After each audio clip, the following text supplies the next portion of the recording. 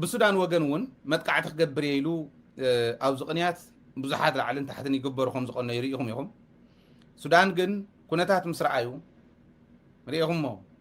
باندا زبلكا ناي سودان ناي رئيسيف أمر رحا زنورو سراويتو من أسوارو من مخاينو من حيزم ناب سراويت سودان كما يحوص له زور راي كاوستو مهارو نعمنت حدا أزازي ناي RSF كوماندر إيدي بولو النور القاباز بحال وديو أزازي لعلوه كوماندر يونيرو إزيو إيدي بولو إيدي هو ترحقنا يكونن أو سمين كوردوفان زنبرة أزازيو إذا أزازي ما نم سعره ما نم وقعه يكون of course ناي RSF حيلي يوقع له يبتن له إذا أزازي جن كنا تاتريو تو مغنيات أمة وناي متويو بايزوي عشحات سراويتن لعل غلط تميتي مخاين حزياتي حسبوه زي غلط تميتي مخاين مالتها مالت مخان غلط تميتي مخاين طرحنا يكون أصوار مس حزاين سراويتون طرح يكون أشحات يوم مس أصوارهم يوم عفوا مليسو موجا يجمير مس بعلم مستوم نور نمنتاي جيدو فيلو نغير ومي دحرجن نام متففا مصيوم نعو تارجت نام مغبار مصيوم ناي بعلو تقو زلو سبات نعو خطقعو تزازنا مهاب مصيوم دحريز ودي كلت مئت مخاين حيزو مسوز نورو أو تحتيز نورو الزتات حيزو كم زلونا ناي سودان سراويت إيديو طرح يكونن مليسو كواغا جميرو مالت أو نهل مليسو كواغا جميرو إزي وانا مغنياتهم تايو إلا عنتوي حاتي تنيرة أو إزيو فلتو نزلوهم سوات أو سودان نزلو تحدى إثيوبيا تبهال عدن نا إثيوبيا دقفتن نعمنت يونايتد عرب إماراتسن نسودان كم عد خفر ساعة نسودان فريسن ناي بعلن ربحا خرقاقص أي خدا خمزلوا سلز تردئو يكراخر نيري قد محزيلهم جدوفن دايبل نيري دحرقن السو بزل على اللي حتى بزل على القصري نعو تارجيت ندا قور سلز مصو نعو ندا ترطرو ندا قلولو سلز مصو نسون تردئو مقلالهم طرح يكونن إثيوبيا كم هاجر نبعلا خد قصل ناي سودان هاف تخطك من السودان كتفرس تخيل كم زلا بدن بترديقه سلت صنحه عقمو سلازلو وحيال سبعي سلازخونه كم ترسم زدليو وهم كتفو يقالو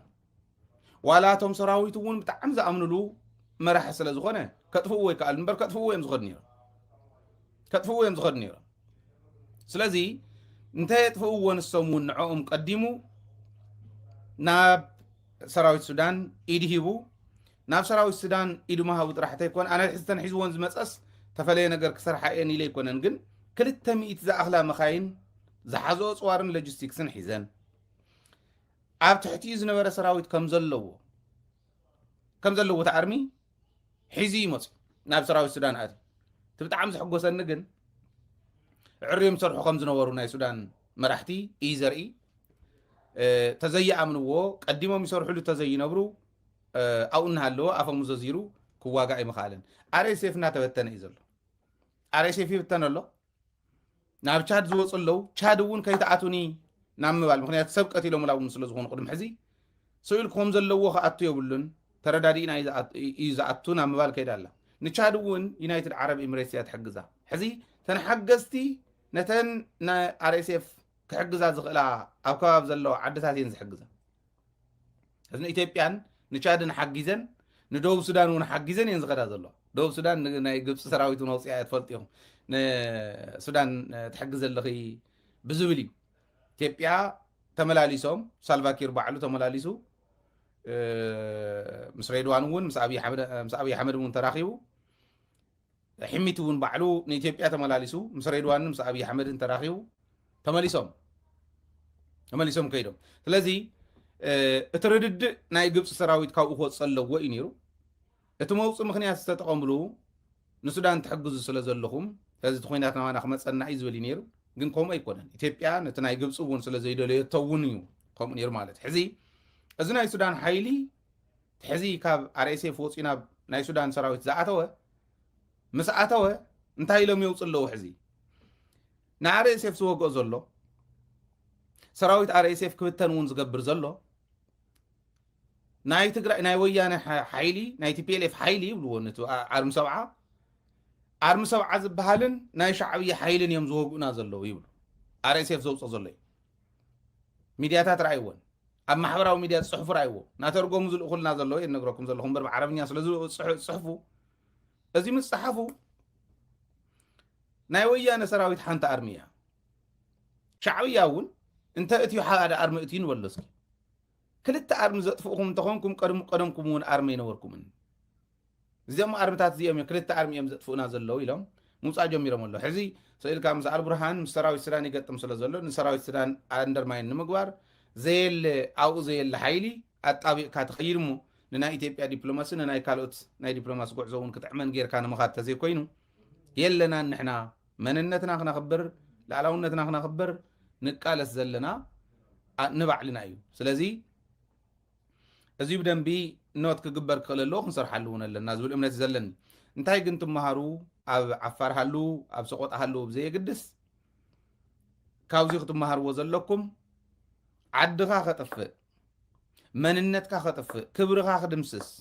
ዝመፀካ ዘሎ ሓይሊ ተረዲእኻዮ ኣብ ዘዋፀካ ግዜ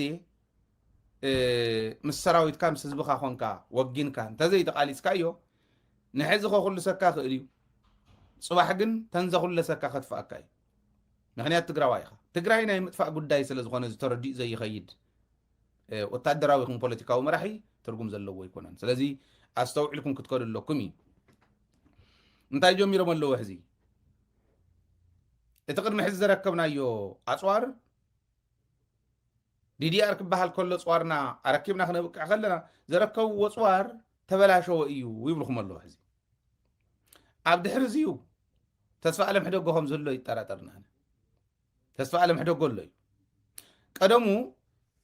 እንታይ እዮም ኢሎም ነይሮም መስለኩም ንስማዕ እያ እሞ ናይ ባጫ ብግፅ ቀኒዮም እንዲዮም በዚህ ጦርነት ላይ በተለይ ሶሪ ይቅርታ እዚያ መወዳእታ ክንከዳ ኢና እዚያ እያ ዲዲአር አለ የዲሞቢላይዜሽን በዲሞቢላይዜሽን የወጡ ሰዎች 10-15 ሺህ 20 ሺህ አይደርሱም አንደኛ ሁለተኛ ከባድ መሳሪያ ማስረከብ አለባቸው ተባለ አላስረከቡም ያስረከቡት የተበላሸ አንተም እኔም በቴሌቪዥን እንዳየነው ደብቀው አሁን ታንኮችንና አየር መቋሚያ ያወጡ ያሳዩ አይደለም ስለዚህ ቲፒኤልኤፍ መሳሪያውንም አላስረከበም እነዚህ መሳሪያዎችም አሉ ብሎ መጠየቅ አይቻልም ነበር ሎክ መጠየቅ ብቻ አይደለም ማስገደድም ይቻል ነበር እነዚህ የደበቋቸው መሳሪያዎች እንዳሉ ይታወቃል ይሄ ደግሞ ይሄን ዝግጅት ሊያደርጉ እንደሚችል ግምት ሊኖር ይችላል ነገር ግን ቲፒኤልኤፍ ያንን በዲዲአር ይወጣል የሚለው ነገር ከማድረግ ይልቅ ይሄ እንዲሆን ስለማይፈልግ በሂደት የማጥበርበር ተግባር ነው የተፈጠረው ናይ ምጭብርባር ተግባር ተፈጽሚ ይብል ብዜና አረኪቦም እዮም ኢሎም ዝፈረሙ እኮ ናቶም ተወካልን ናህና ተወካልን እዮም ፈሪሞም እዮም ተረኪቦም ትብረት ክርከብዎ ከለው ፈሪሞም እዮም ተረኪቦም ቲፒኤልኤፍ ዝነበሮ ኣፅዋር ኣረኪቡ ኢሎም ተረኪቦም እዮም እዚ ኢሎም ተረኪቦም እዮም እንዳረኣየ ዓለም እንዳረኣየ ኣብ ኣደባባይ ብሚድያ ተመሓላለፈ እዩ እዚ ናይ ዲዲአር ጉዳይ እውን ክዝረብ ከሎ ዲዲአር ክንድዚ ዝኣክለ ሸሓተ ኣውፂና ኣለና ክንድዚ ዝኣክል ነብል ኣለና ክንድዚ ዝኣክል ይቕፅል ኣሎ እንዳበሉ ዝዛረቡ ዝነበሩ ባዕሎም እዮም ናቶም ሓደ ጀነራል ናህና እውን ዝኸዳዕ ተስፋ ኣለም ሕደጎ ዘለውሉ እዩ ነይሩ ንሳቶም ዝመሰሎም ንህዝቢ ትግራይ ኣጭበርቢሮም ብክልተ መንገዲ ኣጭበርቢሮም ክኸዱ እንተተሳኺዓ ተዘይተሳኺዓ ቢ እንታይ እያ ኣፅዋርኩም ሽግር የለን ሰራዊትኩም ሽግር የለን ይው ሎጂስቲክስ ክወኩሜ ገለ መሌሊ ዝተወሰና ሰሙን ኣስቃጥላ ከስክስ ገለ ሂቡ ነይሩ የስታውሲኦም ሰራዊት ትግራይ ብደንብ እንታይ ይብል ከም ዘሎ ክርድኦም እዩ ተወሰና ብሽኩትን ኣስቃጥላን መፅአን ነይረ ፀገም የለን ደሞዝ እውን ክንወኢና ሰራዊትና እዩ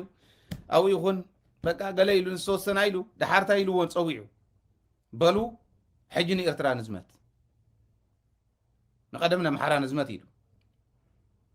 ኖ ኢሎም ድሓን ንቐፅል ኢሉ ዝተወሰነ ቀፂሉ በሉ ንሕዚ ንኤርትራ ንዝመት ኢልዎም እምቢ ኢሎም ክፍተት ተፈጠረ ሽዑ እዩ ሕዚ ይፅናሕቲ ሰራዊት ፀገም የለን እንተፀኒሑ ሰራዊት ትግራይ ምስ ሰራዊት ኢትዮጵያ ሒዝና ናብ ኣምሓራን ናብ ኤርትራን ክንዘምት ኢና ኢሎም ዘፅንሕዎ ኢሎም ተረዳድእዎ ጌታቸውን ጻድቃንን እዮም ኢለ ክግምት ክእል ንምንታይ መሲልኩም ጌታቸውን ጻድቃንን ክልቲኦም ኣብ መድረኽ ኣቕሪቦም እዮም ንኤርትራ ንውረር ኢሎም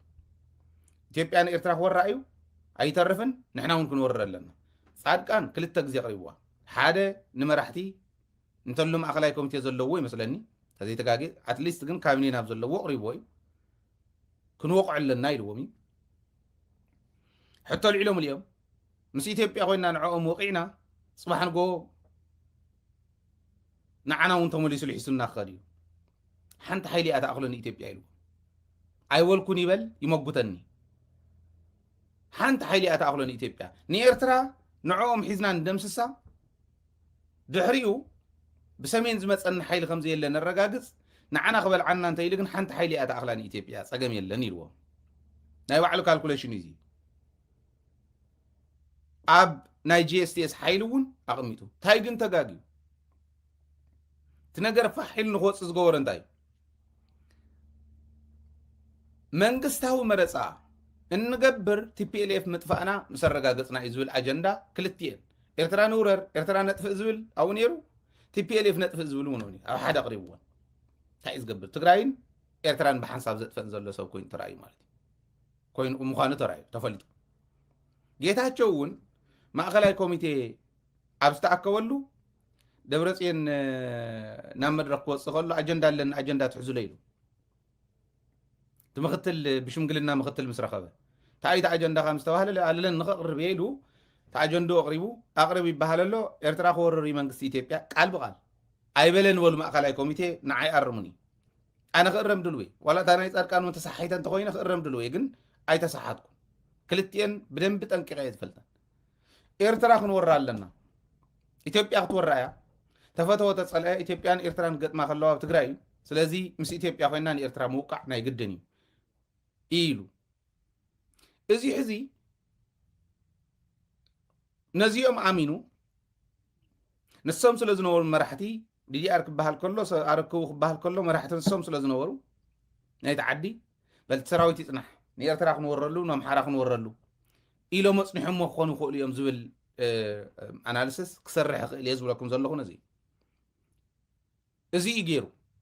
ሕዚ ኣፅዋር ሕዘ ኣይኮነን ዝሕተት ክትርከብ ከለኻ ሙሉእ ተረኪብና ኣለና ኢሎም ፈሪሞም ዝወሰዱ ታንክን ናይ ኣየር መቃወምን ሕዚ የውፅለው ኢሉ ክዛረብ ከሎ መተረከብካ እዩ መተረከብካ ነርካ ግን ድሓር ከይመፅእ እንዲ ታንክን ናይ ኣየር መቃወምን ተዓዲ ናይ ግድን ክትሕሎ ስለ ዘለዋ ወሲዶም እዮም ዝወሰድዎ ስለዚ ክንትክእ ኣለና ምፂና ኣለና ምባል ከኣል ኮይ እንታይ ይብል ከም ዘለዉ እንታይ ይብሉ ከም ዘለዉ ዘይፈልጡ ናይ ደናቁር ምልክት ናይ ደናቁር ሚዛን እዮም እዚኦም እዮም ሕዚ ተሓደ ከምኡ ዝብሎ ዘሎ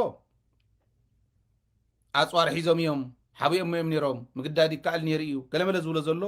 እቲ ፀፀት እቲ ተንኮል ንኤርትራ ከዋቅዑና ንኣምሓራ ከዋቅዑና ነፅናሓዮም ኢሎም ዝሸፈንዎ ክኾኑ ክእል ኢልና ነቕምጥ ድሓር ግን ኣንታ ከምዚ ኢልና እኮ ኢና ንበለይ ክብሉና ከለዉ እኮ ታንኮቻችሁ ኣምጡ ምናምን እንዳበልና ንዛረብ ዝነበርና ተን ታንክ ከም ዝተረፋ ስለ ንፈልጥ እዩ በቶም ባንዳታት ጌርና ኣብ ሽረ ተቐበራ ኣብ ዓዲግራት ተቐበራ ታንክታት ኣለዋ ክንብል ከለና ኣብኡ ከም ዘለዋ ስለ ንፈልጥ እዩ ድሓር ንብለይ ምስ በሉና ተናሲሕና ኢና ኢሎም ምዝራብ ዝዓበዮም ብውሽጣ ውሽጢ ይዕግርግሩ ነይሮም እዮም እቲ ካልኣይ ምናልባሽቱ ብበዓል ተስፋ ኣለም ዝኸድ ዝነበረ اوكي نحنا سلنفلطو امبلي انتولو نحنا سلنفلطو قعدنا خنركبكم مينا تواهيلو تسوى عالم اورد كو خيلو خيلو حوحات مستو منغستي إثيوبيا زوكله سبعي مختل كوين السرح زنوره تسوى عالمي تسوى عالم حدوغي تسوى عالم حدوغ بحس سمرت ناي سمرت ما اخلاي كوميتي خوين خفيل ناي دي دي ار نا دي موبيلايزيشن زبحال ناي سوري ناي دي دي ارن امونغو ناي سراويت إثيوبيان سراويت تግራይን ዝግበር ዝነበረ ስምምዕነትን ተወኪሉ እንተልነቱ ናይ ተሐድሶ ዝበሃል ቡድን ባዕሉ ተሐድሶ እንዲ ዝበሃል ነይሩ ናይ ተሐድሶ ኮሚሽን እንዲ ገለ ዝበሃል ናይ ተሐድሶ ኮሚሽን ይመስለኒ ተሐድሶ ኮሚሽን ዓይነት ይመስለኒ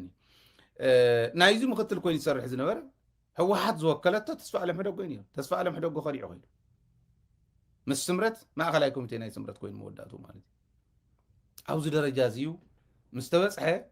ኩነታት እናፈረሰ ምስ ከደ እዩ ብርሃን ወፅዩ ታንኮቻችሁ መልሱ ገለ ዝብል ነበረ መን ነጊርዎ ክነምፀኒና ኢሎም ብዓቅሞም ተኣማሚኖም ህወሓት እውን ክንብትና ኢና ኢሎም ሓላፍነት ወሲዶም ዝሰርሑ ዝነበሩ በዓል ጌታቸው እታ ዝነበረት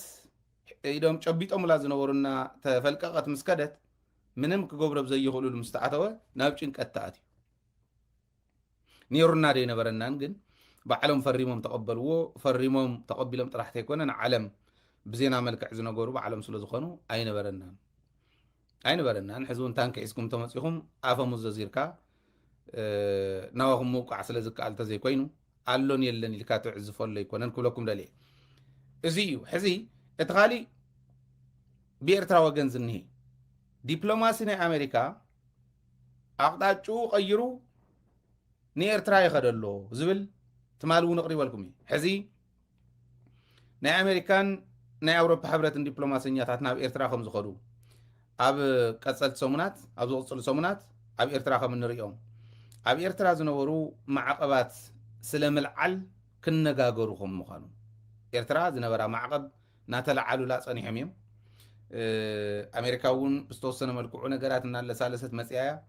باوروبا حبرتن بامريكان زتنبرو معقبات كلهم كمين العلم زبل كزاتيو ني اوروبا حبرت ني امريكان توكلتي ني ايرترا خمس خدو بزقصل سمونات ينغرال ازيو حد عبي اجندا خوينو ازناي زواوي وطرت زواو قوستاتون ماخذ زغبره زيتا خمس غبو حز قوسناي مفتاح زيتا خغبر انت خوينس مسي ارترا خغبر لو زل امنت كم زلوم امريكاويان اوروباويان يرلو ناي ارترا دبلوماسي بدنبي درجونا محايشه بغزيون العلي يوصخم زلو يزري لذي امريكا قطاچا غيرا يا دبلوماسينا يودقلو ابز حلفون قدم خلت سمون ناي ترامب ناي عرب ناي افريكان مخاري نغبص خيدو اب كايرو ناي غبص وصا غداي منستر ناي ارترا وصا غداي منستر ناي صوماليا وصا غداي منسترن ازراريو ايو سلازي صره ايثيوبيا زخونه زررب كم زنبره بصحنا يينا امريكا تخكل يكونتن زخن ملسلنا زول غوع زلو ازي خولو خلو غن ناي ارترا سراويت تدبلوماسي دان عريم برنا ارترا سراويت مصاي ترغم زلو لوطي ايمصن زول كعب خالي زينا يقمط نمنتاي زعرغ صواري زلو زعرغ سراويت زلو يبلخا اتتمال زول وزنور زي يستاوس خوينا منبر زنديم زول نيرا በዚህ ጦርነት ላይ በተለይ ኤርትራኖች በዚህ ጦርነት ላይ በተለይ በመጀመሪያው ዙር ጦርነት ላይ ኤርትራውያኖች ባይገቡ ኖሮ የኢትዮጵያ መከላከያ ኮምፕሊትሊ ኮላፕስ አለ 70% የኢትዮጵያ መከላከያ የነበረው ኤርትራ ውስጥ ሰሜን ዕዝ መተው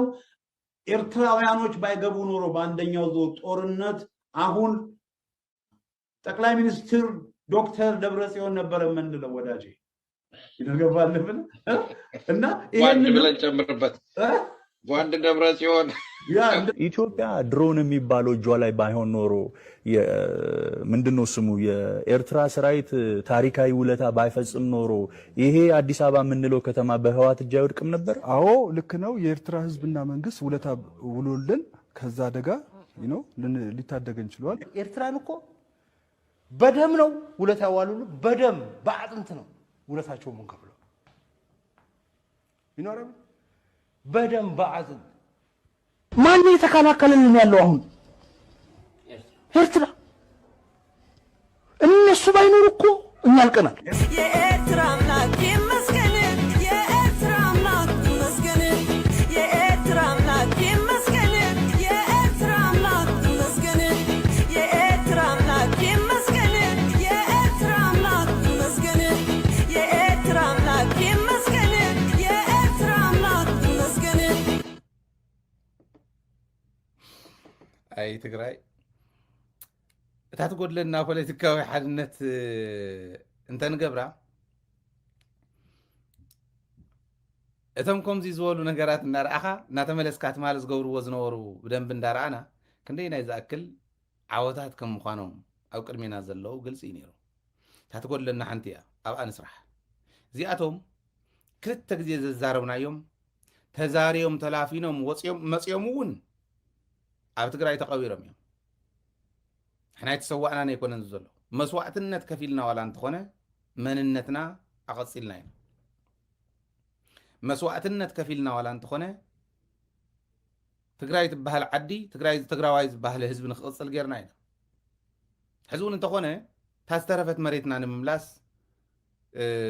يغير له أو حدنتنا نرجعز إذا يوم كل تجزين الزارهم زلنا عقم تقرأي كلسم تقرأي حيلنا تقرأي سلازي حدا ويكلت صريح من تيكونه اتو ولا أن تقول أخا ولا مسوعة أن تناخا فلكا أفتاز لنا إياه ما تكلنا في الصمت الزانفنا ولا زيتنا ببناون إن النابب زيت راخبنا ون إن الراخب كنا زلنا تقرأي النتيو تزرخبنا إن الراخب زلنا مالتي انت نراخب مونتن النابب عرينا خعا اتبون دنداسة أما عقمنا ندات أنكر إتخيل اتوموت يوم زنيو كملسو لك عقم تناي سودان زوالكو كنقبر انتخيلنا خعا خندينا إذا أكل أستواص أخم زلو حسبو سازي كم تقراي زقول لنا ندام اللي أنا خنكيد كم تقراي سلاعتنا فلينا بحور كل سمنا سلاعتنا ندرقو أنا خنكيد انتخيلنا عقم لنا تاريخنا زريعون السيو حزون زلنا له ولا توستنا زيتنا بابا عبزل اللون كل التجزية سلسة تجزية النزاروم برهان هاي لخمس ولو كن الزاروم ينايلو نزاروم كعلنا كل التجزية نزاروم لنا بعينا أندر أنا كابزاهم برزي أنت يتلعلكم زينا زلنا مجيلنا أفتاز حزنا يا متكل أفتاز هزواويت متكلنا صنعنا تقاليسنا ولا نو حد نتم بزحنا إنا إلهم تلافينا مزمصو تخا عبلنا أو درجة زي بس إحنا لنا تقراوي النتيجة تقراوي النت بهم درجة خورعنا له نقد صالون كنا ساقرو إلنا سريحنا له بدنبي وحلل بزخنا من قد انت تمريحو بعلو ناوز حزي تعاتي زنهي كلتا جزي سلسة جزي مزراب كأدومي